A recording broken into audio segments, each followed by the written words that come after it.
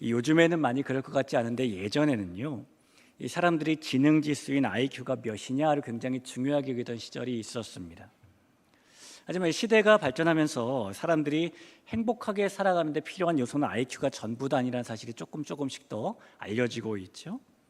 요즘에는 그래서 IQ만이 아니라 감성 지수인 EQ라던가 아니면 사회성 지수인 SQ라던가 또 심지어 네트워크 지수인 NQ라는 것들도 사람의 행복을 위해서 필요하다라고 이야기들이 나오고 있습니다.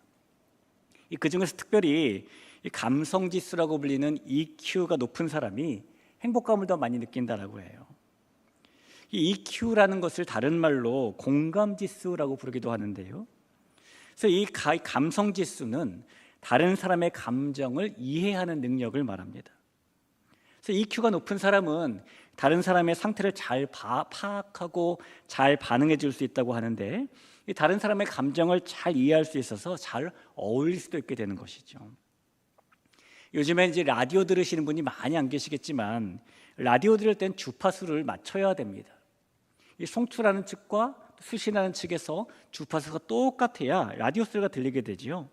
그런 것처럼 EQ가 높은 사람은 다른 사람의 주파수에 나의 주파수를 정확히 맞출 줄 아는 사람을 의미하는 겁니다. 그런 측면에서 본다면 공감과 이해를 가장 잘하신 EQ의 지존이시야말로 바로 예수님이라고 말할 수 있을 것 같아요. 예수님께서 부활 승천하시고 곳곳에 교회가 세워지던 1세기에는 교회와 성도들에 대한 크고 작은 환난과 핍박이 있던 때입니다. 이 당시 로마는 이 교회와 성도들을 지역적으로 핍박을 했는데, 그러나 유대교는 똑같이 핍박하지는 않았어요. 그러다 보니까 유대인이었다가 예수님을 믿고 교회를 다니며 성도가 된 그리스도인 중에서 점점 이 핍박과 환난이 견디기 힘들어지니까 다시 예전의 유대교로 돌아가야 되겠다라고 맘먹는 사람들이 조금씩 생겨나기 시작을 하게 됩니다. 유대교로 돌아가면 하나님을 믿어도 핍박은 받지 않으니까요. 히브리서는 그런 교회의 성도들에게 예수님께서 어떤 분이신지, 왜 예수님을 믿어야 되는지 한 번 더 알려주기 위해서 기록된 성경입니다. 그래서 우리가 히브리서를 보다 보면은 예수님께서 유대교에서 너무너무 높이 보는 천사보다도 더 우월하신 분이시고, 예수님께서 그 누구보다도 뛰어나신 하나님의 상속자이시고, 그래서 예수님께서 우리의 마음의 가장 높은 곳에 계셔야 되는 분이다라고 말씀을 풀어가죠. 또한 예수님께서 우리를 위해 하나님께 나아가시는 대제사장이라고도 이야기를 합니다. 히브리서 4장 14절에 보니까 이렇게 써 있었어요. 그러므로 우리에게 큰 대제사장이 계시니 승천하시니 곧 하나님의 아들 예수시라. 우리가 믿는 도리를 굳게 잡을지어다 라는 말씀입니다. 여러분, 예수님께서는 우리의 대제사장이 되시는 분이십니다. 원래 대제사장이라는 직은 아론을 시작으로 해서 그 자손들이 세습한 직분이었죠. 그 대제사장은 아론의 서열을 따릅니다. 하지만 예수님께서는 아론의 서열을 따른 대제사장이 아니다라고 히브리서는 말을 해요. 대신에 예수님께서는 멜기세덱의 서열, 멜기세덱의 반차를 따르는 분이다라고 말씀하고 있죠. 오늘 6절 말씀해 보니까요, 또한 이와 같이 다른 데서 말씀하시되 내가 영원히 멜기세덱의 반차를 따르는 제사장이라 하셨으니 라고 말씀하고 있고, 이 말씀에서 다른 데서 말씀하시되 라고 말씀하신 이 말씀의 다른 데는 시편을 이야기합니다. 시편 110편 4절을 한번 보죠. 조금 전에 읽은 말씀과 비슷한 말씀이 있는데 우리 한 목소리로 같이 한번 읽어보겠습니다. 여호와는 맹세하고 변하지 아니하시리라. 이르시기를 너는 멜기세덱의 서열을 떠나 영원한 제사장이라 하셨도다 라고 써있죠. 이 말씀을 히브리서 저자가 인용해서 다시 한번 이 오늘 본문에서 기록을 하고 있는 겁니다. 이미 구약 성경에서 하나님께서는 예수님께서 멜기세덱의 반차, 멜기세덱의 서열을 따르는 영원한 대제사장이라고 말씀을 하셨다는 겁니다. 자, 그렇다면 여러분, 예수님께서 멜기세덱의 반차를 따른다라는 것이 무슨 의미인지를 우리가 좀 알려면 이 멜기세덱이 누구인지부터 좀 알아야 되겠죠. 이 아브라함이 조카 롯과 살게 되다가 아브라함의 종들과 조카 롯의 종들이 이 목초지 때문에 다툼을 일으키게 됩니다. 그러다 보니 아브라함이 조카 롯과 이제는 헤어져 살기로 결정을 하면서 조카에게 네가 먼저 살기 좋은 땅을 골라라 그랬어요. 롯이 눈을 들어서 쭉 보니까 강도 있고 푸른 목초지도 많은 소돔과 고모라가 살기 좋아 보였다는 겁니다. 롯은 그쪽 땅을 선택했고 자연스럽게 아브라함은 척박한 산지인 헤브론을 선택하게 됩니다. 그런데 얼마가 지나지 않아서 그 소돔과 고모라가 살기 좋던 곳이다 보니까 이 다른 지역의 왕들이 연합을 해서 그 땅을 공격을 하게 됩니다. 그리고 소돔과 고모라를 막 전쟁을 일으켜서 사람들을 많이 해친 후에 사람들을 많이 포로로 잡아가게 되었는데요. 그때 아브라함의 조카 롯도 포로로 잡혀가게 되죠. 우리가 창세기를 통해서 알 수 있는 사실은 그때에 아브라함이 자기 집에 있었던 가신 318명을 이끌고 그 군대를 뒤쫓아가서 그들과 싸워서 이기고 조카 롯을 구해내게 됩니다. 그때에 이제 승리를 하고 아브라함이 돌아오는데 돌아올 때 살렘, 요즘 말로 예루살렘을 지나게 되었어요. 그 예루살렘에서 아브라함이 만났던 사람이 바로 멜기세덱입니다. 이 창세기 14장 18절을 보시겠습니다. 살렘 왕 멜기세덱이 떡과 포도주를 가지고 나왔으니 그는 지극히 높으신 하나님의 제사장이었더라. 이 멜기세덱은 아브라함이 전쟁에서 이기고 돌아오면서 전리품의 11조를 바쳤던 하나님의 제사장 살렘의 왕이었으며 창세기에 지금 잠깐 한번 등장하고 더 이상 언급되지 않는 사라지는 그런 사람입니다. 하지만 이 멜기세덱은 이 구속사적으로 예수님의 오심, 예수님의 모습을 예표하는 매우 중요한 의미를 보여주는 사람이에요. 우리가 히브리서 7장에 보면은 이 멜기세덱은 아버지도 없고 어머니도 없고 시작한 날도 없고 생명의 끝도 없다라는 말씀이 있어요. 히브리서 7장 3절인데요. 아버지도 없고 어머니도 없고 족보도 없고 시작한 날도 없고 생명의 끝도 없어 하나님의 아들과 닮아서 항상 제사장으로 있느니라 라고 말하고 있죠. 멜기세덱이 이렇다고 얘기하는 겁니다. 여러분, 그런데 실제로 이 멜기세덱이 정말 아버지도 없고 어머니도 없는 사람이었을까요? 실제로 그는 출생한 날도 없고 사망한 날도 없는 사람이었을까요? 사람인데 그럴 리가 없겠죠. 이 말은 멜기세덱이 실제로 신비한 사람이었다, 하늘에서 뚝 떨어진 사람이었다라고 말씀하는 것이 아니라 이 성경에서 멜기세덱이 어떤 사람인지, 아버지가 누구고 어머니가 누구인지, 언제 태어나고 언제 죽었는지를 기록하지 않고 있다라는 그런 말씀입니다.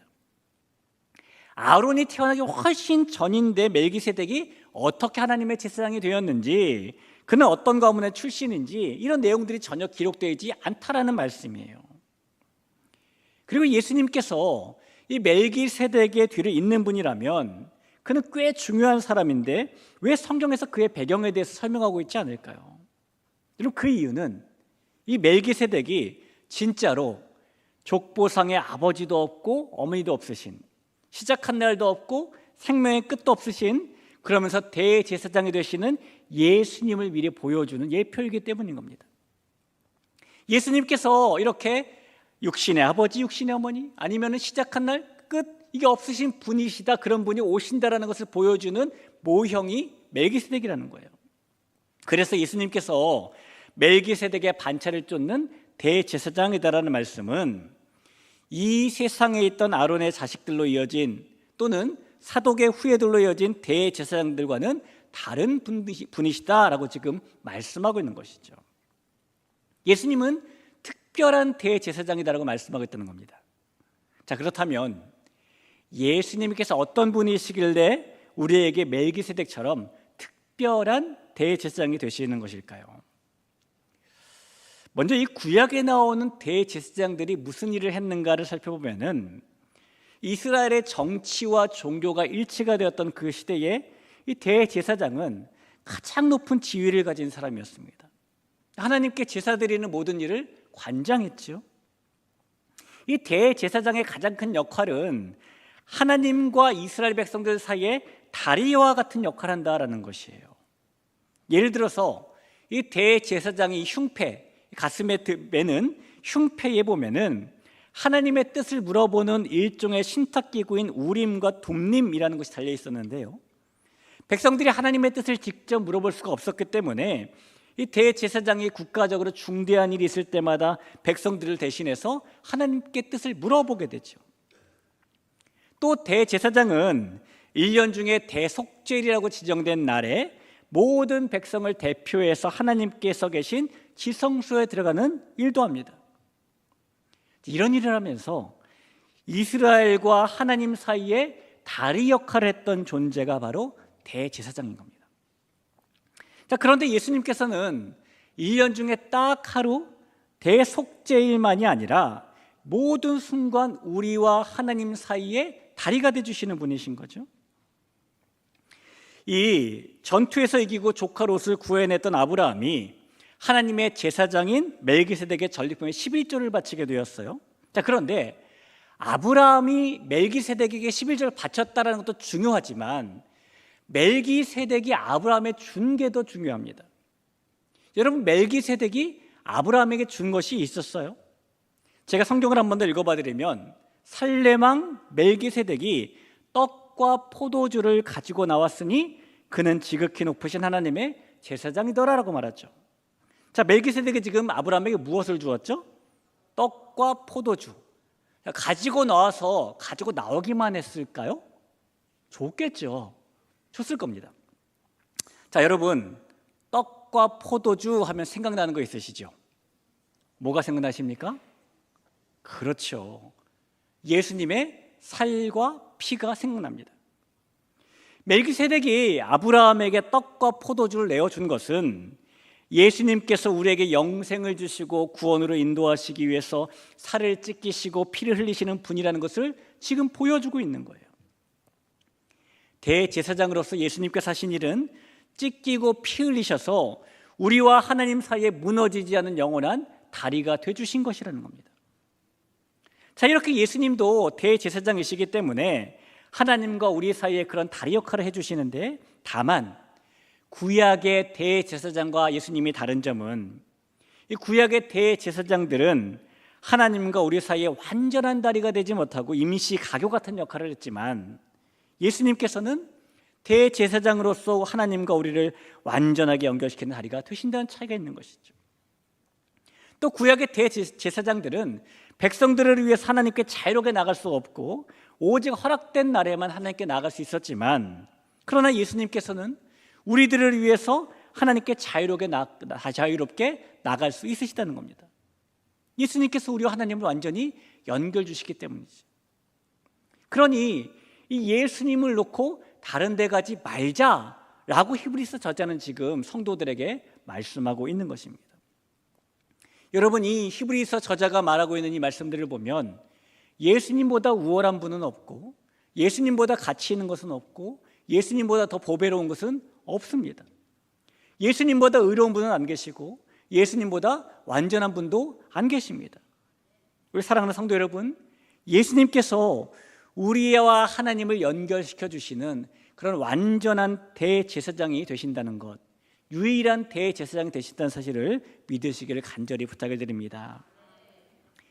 이 대제사장이신 예수님의 가장 큰 역할 중에 하나는 예수님께서 우리의 연약함을 공감하신다라는 거예요. 히브리서 4장 15절에 보니까 우리에게 있는 대제사장은 우리의 연약함을 동정하지 못하시리가 아니요라고 말하죠. 자, 동정하지 못하시리가 아니요. 동정한다는 얘기입니까? 안 한다는 얘기입니까? 동정한다는 얘기죠. 근데 동정을 그냥 하는 게 아니라 동정을 한다는 얘기예요. 그렇죠? 자, 예수님의 하늘을 여는 능력만큼이나 위대한 사역은 예수님께서 우리의 연약함을 공감하신다는 겁니다. 여러분, 공감은 같이 느끼는 거잖아요. 상대방의 아픔과 슬픔을 공감한다는 것은 매우 어려운 일인데 어떻게 하면 상대방과 똑같이 느낄 수 있을까요? 딱 한 경우만 우리가 상대방과 똑같이 느낄 수 있습니다. 그 상대방이 겪고 있는 일을 나도 겪어봤을 때, 그때죠. 그것이 시험이든 가난이든 누군가와의 갈등이든 아쉬움이든 속이 타는 듯 하지만 다 표현할 수 없는 그런 상태를 나도 경험해 봤을 때 똑같은 상황을 만난 다른 사람을 우리가 공감할 수가 있는 것입니다. 우리에게 진짜 위로가 되는 것은 거꾸로 우리와 똑같은 경험을 했던 누군가가 그것을 함께 나눌 때예요. 그런데 예수님께서는 이 세상에 계실 때의 우리의 연약함을 하나도 빠짐없이 다 이미 겪으신 분이시죠. 예수님께서 우리의 연약함을 이해하고 공감하시기 위해서 철저히 낮아지셨고, 우리와 똑같이 사람의 몸으로 이 땅에 오셔서 사람이 당할 수 있는 모든 억울함과 고난을 당하셨죠. 심지어 예수님께서는 우리처럼 죄의 유혹도 받으셨습니다. 그래서 예수님께서는 자신이 먼저 겪어보셨기 때문에 우리의 하나부터 열까지 모든 것을 다 공감하실 수 있는 것입니다. 우리의 연약함과 시험과 고난, 우리의 가난과 갈등과 안타까움, 우리의 갈망과 우리의 사랑과 아쉬움, 속이 타는 듯 애타는 심정, 예수님께서 우리의 대제사장으로서 그 모든 우리의 상태에 100% 공감하시는 것이죠. 우리 성도 여러분, 우리가 연약함에 휩싸여 있을 때에 절망하고 포기하고 모든 것이 무너진 것 같은 그런 삶을 살 수도 있습니다. 그러나 우리의 무지와 계속되는 실패로 절망할 때에도 우리 예수님께서는 우리를 향한 애틋함으로 공감하시면서 두 팔 벌려 우리를 안아주시는 분이심을 우리가 잊지 말아야 돼요. 대제사장이신 예수님께서는 우리의 현실에 무관심한 분이 아니십니다. 예수님께서는 지금 하나님의 우편에 계시지만 성령으로 우리들과 함께 하셔서 우리가 겪는 영적이고 정신적이고 육체적인 모든 고통을 다 알고 계시는 분이라는 겁니다. 그래서 예수님께서는 우리의 눈물과 우리의 통곡과 우리의 행복과 우리의 기쁨과 우리의 모든 것을 유일하게 가슴으로 공감하실 수 있는 분이세요.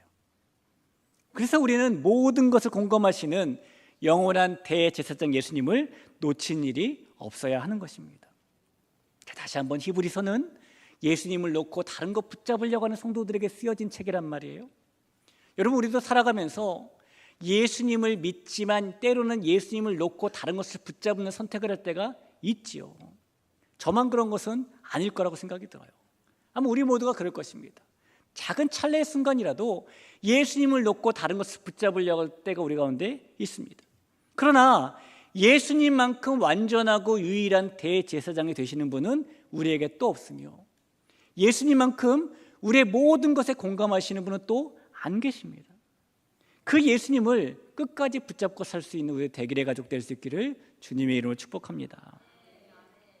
1979년에 윤복희 씨가 불렀던 여러분이란 노래 여러분 다 아실 겁니다. 원래는 윤복희 씨가 이 노래를 영어 가사로 먼저 불렀어요. 이 영어 가사로 부를 땐 그 노래가 가스펠이었습니다. 이 가스펠을 윤복희 씨가 한글로 가사를 바꿔서 낸 노래가 여러분이라는 노래인데요. 그 가스펠, 영어 가사로 되어 있는 가스펠 똑같은 곡조의 가사를 보면은 이렇게 써 있어요. 제가 조금 읽어볼게요. 그분이 이렇게 말씀하셨다. 내가 구름 낀 날들을 걸을 때 내가 너의 하나뿐인 지팡이가 돼줄 것이다. 내가 너의 사랑을 건넬 누군가가 필요할 때 나는 너의 하나뿐인 사랑이 돼줄 것이다. 그러니 웃으며 나를 보라. 내가 너에게 이렇게 말한다. 모든 사람은 믿음을 가지기 위해 성장하기 위해 이 길을 지나간다. 이 길이 하나뿐인 길이다. 우리는 행진하고 저 높은 곳으로 올라가야 한다. 그분이 그 시작이고 그분이 바로 그 길이다. 이런 가사입니다.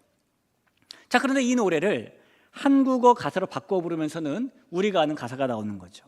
내가 만약 괴로울 때면 내가 위로해 줄게. 내가 만약 서러울 때면 내가 눈물이 되리. 어두운 밤 험한 길 걸을 때 내가 너의 등불이 되리. 허전하고 쓸쓸할 때 내가 너의 벗되리라. 또 비슷한 가사가 다음 절에 있어요. 내가 만약 외로울 때면 내가 친구가 될게. 내가 만약 기쁠 때면 내가 웃음이 되리. 어두운 밤 험한 길 걸을 때 내가 너의 등불이 되리.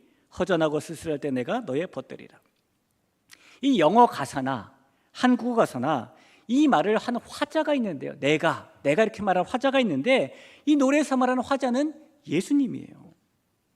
여러분, 이 가사처럼 그분 예수님께서는 우리가 구름 낀 날을 걸을 때에도, 우리가 누군가를 필요로 할 때에도, 우리의 그 마음에 공감하시는 그런 분이십니다.